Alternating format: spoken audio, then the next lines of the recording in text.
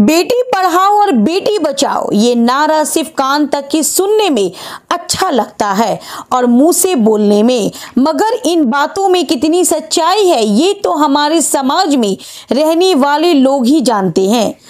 जिस तरह कोलकाता के आरजीकर अस्पताल में 31 साल के ट्रेनी डॉक्टर के साथ जो हेनेस क्राइम हुआ उसने पूरे देश के आत्मा को झिंझोड़ दिया है। ये मामला सिर्फ ट्रेनी डॉक्टर तक ही नहीं, इन जैसे कितनी लड़कियां इन दरिंदों के हवस का शिकार बन चुकी है।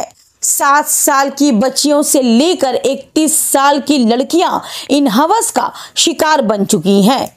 लड़कियां सिर्फ पढ़ाई और डिग्री हासिल करने के बाद इन जैसे कितनी दरिंदों का शिकार बनती हैं, लेकिन इन दरिंदों के भीड़ में भी ऐसे इंसान भी बसते हैं जो अपने समाज के प्रति अच्छी सोच रखते हैं। यही सोच को लेकर राहत सोशल सोसाइटी एंड शिल्पांजलि संघा क्लब ने self defence seminar for girls international karate, जो लड़कियों को आत्मरक्षा के लिए खुद को तैयार करने का ये बेड़ा उठाया है, ताकि ये लड़कियां ये कराटे सीख कर अपने सम्मान की रक्षा कर सके और लड़कियां अपने आप को इन वहशी दरिंदों से महफूज कर सके।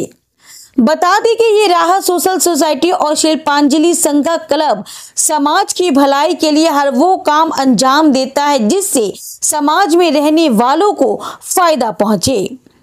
बता दें कि ये सारे मेंबरान सैयद नसीरुल इस्लाम, डॉक्टर नवाब आलम, फारूक मलिक, डॉक्टर बशर जेम, अभिजीत दास, अब्दुल हामिद, अशरफ अली गाजी, गौतम दास, मोहम्मद इस्लाम, शेख रफीक, मोहम्मद शाह आलम, विशाल दास, मोहम्मद करीम, मिलन दास, शंखादीप भट्टाचार्य, ये सारे लोग एक मुट्ठी की तरह ताकत बनकर अपने समाज की भलाई के लिए अच्छी सोच रखते हैं। और আপনাদের কাছ থেকে আরো শিখতে চাই, আপনারা যদি আসেন আমাদের শেখাতে পারেন তাহলে অনেক ভালো হবে। আর সেলফ ডিফেন্স শেখা আমাদের দরকার। পরবর্তীকালে আমাদের এখানে এসে যদি প্র্যাকটিস করাতে পারে তো আমাদের খুব হেল্প হবে। আর আমাদের এখানকার মতো যেন অন্য জায়গায় এই সংস্থা যায়। সব জায়গায় সেলফ ডিফেন্স ফর অল, প্রত্যেকের জন্য সেলফ ডিফেন্সটা জরুরি। আমাদেরকে আমরা সোসাইটির কারোর প্রতি আমাদের কন্ট্রোলিং নেই, কিন্তু নিজের প্রতি তো কন্ট্রোল আছে। নিজেকে ডেভেলপ করার জন্য, নিজেকে প্রোটেক্ট করার জন্য, নিজেকে ডেভেলপ করার জন্য এর থেকে ভালো ওয়ে আর হতে পারে না। অন্যকে চেঞ্জ করার থেকে আগে নিজেকে চেঞ্জ করবো। আমরা নিজেকে চেঞ্জ করলে অটোমেটিক্যালি এটা তো শিখে আমাদের নিজেকে আত্মরক্ষা করতে পারবো। প্রচন্ড ভাবে জরুরি। সব থেকে বড় কথা ফিটনেস দ্য পার্ট। নেক্সট হচ্ছে আপনার নিজেকে কি করে বাঁচতে হবে, কি করে এই সোসাইটির স্টেটাস, নিজের স্টেটাসটাকে কি করে ধরে রাখতে হবে, কি করে নিজেকে প্রোটেক্ট করতে হবে, এই সমস্ত এগুলো রয়েছে। সবসময় ছিল, এখনো আছে, কিন্তু এখন জিনিসটা খুব ভালোভাবে প্রচার হচ্ছে, বিশেষ করে আরজি করার পর থেকে। আগেও আমাদের মধ্যে ছিল, কিন্তু কম ছিল মানে সেই রকম ভাবে প্রচার হচ্ছিল না যে সেলফ ডিফেন্স শেখা দরকার প্রত্যেকটা মেয়েদের। কিন্তু আরজি করার ঘটনাটা সবার, আমার মনে হচ্ছে পুরো মানে ইন্ডিয়াতেই আমাদের মধ্যে সবার মধ্যে কড়া নেড়ে দিয়েছে যে সবাইকে মেয়েদের এখন এগিয়ে আসতে হবে, সেলফ ডিফেন্স শিখতে হবে এবং নিজেকে আত্মরক্ষার জন্য তৈরি করতেই হবে লাইফে।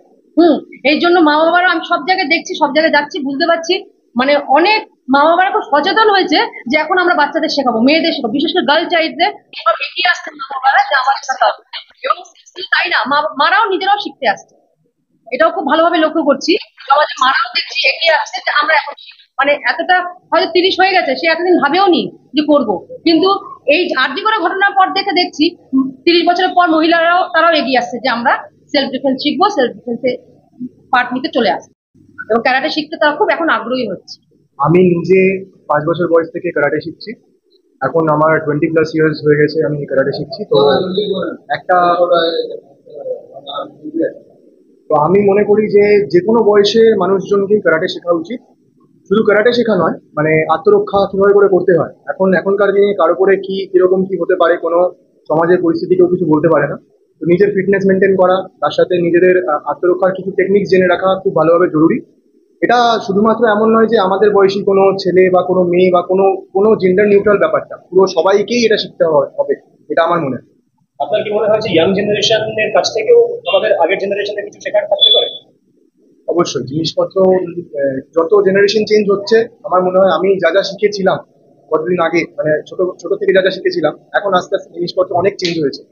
কিছু টেকনিক্স চেঞ্জ হয়েছে যেগুলো কিনা আমরা আগে সাইন্টিফিক্যালি জিনিসপত্রগুলো ভাবা হতো না, এখন সেগুলো ভাবা হয়। তো আমরা এখন নর্মালি নতুন ভাবে ট্রেনিং গুলো করে থাকি। তো আমার মনে হয় যে শুধুমাত্র ওল্ড স্কুল টেকনিক্স নয়, সাথে নতুন যে যে জিনিসগুলো রয়েছে সেগুলোকেও শেখা উচিত। অ্যান্ড এটাই বলবো যে সবাইকে ট্রেনিং করতে হবে। সেলফ ডিফেন্স শব্দটার কিন্তু প্রথম যে গুরুত্ব সেটা হচ্ছে নিজের ওপর কন্ট্রোল করা আর নিজের বিশ্বাসটাকে বাড়ানো। তো যোগার দ্বারা আপনি যেটা যেটা মানুষ নিজের ভেতর আনতে পারবে সেটা হচ্ছে কনসেন্ট্রেশন, ফোকাস, এই জিনিসটা আনতে পারবে। এবং সেটা যখন একটা মানুষের ওপর গ্রো করবে তখন তার একাগ্রতাটাও বাড়বে, তার কনসেন্ট্রেশন, ফোকাস বাড়বে। শুধু তাই নয়, কিছুটা হলেও মানুষ যে আজকাল খুব অ্যাংশাস হয়ে রয়েছে সবসময়, যে মানুষের ভেতরে যে একটা আজকে একটা প্রবণতা হয়েছে রিভেঞ্জ নেবো, ফাইট করবো, বা নেগেটিভ যে থট গুলো আসছে, সেটা কিছু না কিছু প্রাণায়াম, যেটা যোগার একটা অনেক বড় পার্ট, সেটার প্র্যাকটিসের থ্রু দিয়ে সেটা অনেক মানুষের ভেতর কন্ট্রোল হবে। এবং মানুষের যে এত অ্যাঙ্গার, ক্ষোভ, রাগ, এই জিনিসগুলো আস্তে আস্তে যখন কমতে থাকবে, কিছুটা হলেও মানুষ যখন শান্ত হবে, সেটা তো আছেই।